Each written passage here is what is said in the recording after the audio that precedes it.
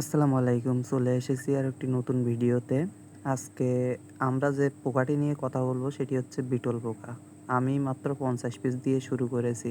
আমি সকলকে প্রথমেই বলবো যে সবাই প্রথমে অল্প দিয়েই শুরু করার জন্য। যেহেতু আমি নতুন এবং ইউটিউবেও নতুন, আমার কথাবার্তা বা ভিডিও কেমন হবে আমি জানি না। তারপরেও সকলে সাপোর্ট দিয়ে একটু সাথে থাকবেন। আর পোকাটি সম্পর্কে আসলে বলার তেমন কিছু নাই। এই পোকাটি হচ্ছে মূলত ব্যবহার করা হয় হাঁস মুরগির প্রোটিনের চাহিদা মেটানোর জন্য। যারা লাভবার্ড পাখি পোষেন তাদের জন্য এটি খুব উপকারী একটি পোকা। এটি থেকে যে লার্ভা উৎপাদন হয় তার ৭০% প্রোটিন থাকে। এবং এই পোকাটি আমার হাতে দেখতে পাচ্ছেন, আমি হাত দিয়ে নাড়াচাড়া করতেছি, তারপরেও এটা কামড় মারে না। আপনারা হয়তো ভালোভাবে দেখলে লক্ষ্য করবেন যে এই পোকাটির পাখা আছে কিন্তু তারপরেও এটি কিন্তু উঠতে পারে না। এটাই হচ্ছে এর মূল বৈশিষ্ট্য আর কি। অনেক পোকা আছে যেগুলা উড়ে চলে যায়, কিন্তু এগুলা আসলে উঠতে পারে না, যেহেতু এগুলো তেমন কোনো চিন্তা নাই। এটির খাদ্য অভ্যাস যদি আমি বলি, যেমন এক টুকরা আলু অথবা এক টুকরা কুমড়া বা পিঁপে, এগুলা যদি আপনারা এক টুকরা দেন সেটা অনায়াসে ২-৩ দিন চলে যায় এবং খুবই অল্প। এবং বলতে চাই অবশেষে যে এটি আমি ৫০ পিস দিয়ে শুরু করেছি। আপনার টাকা থাকতে পারে, আপনি হয়তো ৫,০০০ ১০,০০০ পিস কিনবেন, কিন্তু এটা আপনার সম্পূর্ণ ভুল সিদ্ধান্ত হবে।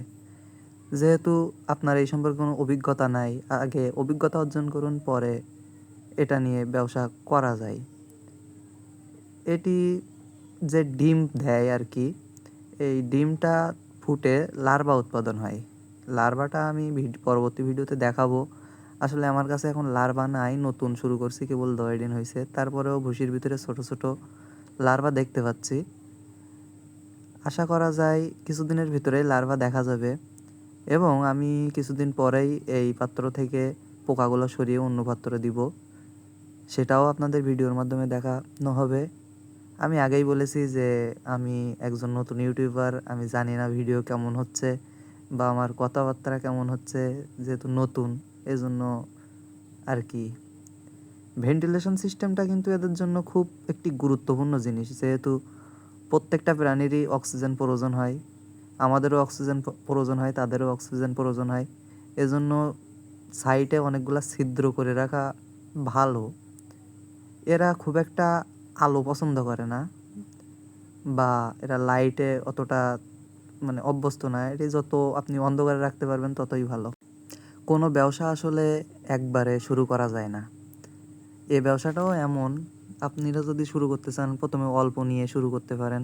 পরবর্তীতে যখন বেশি পরিমাণ হবে তখন আপনারা এটি বেশিভাবে লালন পালন করতে পারেন।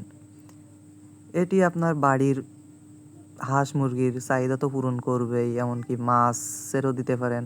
হয়তো আপনার বাসায় অ্যাকোরিয়াম আছে, আপনি অ্যাকোরিয়ামের মাছরে খাওয়াইতে পারেন, অথবা আপনার শখের পাখি আছে, শখের পাখিরে খাওয়াইলেন। এতে প্রচুর পরিমাণ প্রোটিন, যতটুকু জানতে পারি আর কি। যেহেতু আমি নতুন, আমি এতটুকু তথ্য জানি না যে আসলে কেমনে কি। তারপরেও যতটুকু জানি এবং আপনাদের জানানোর চেষ্টা করেছি।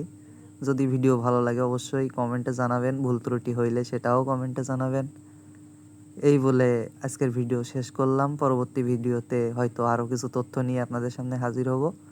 অবশ্যই চ্যানেলটি সাবস্ক্রাইব করে আমাদের সাথেই থাকবেন। ধন্যবাদ।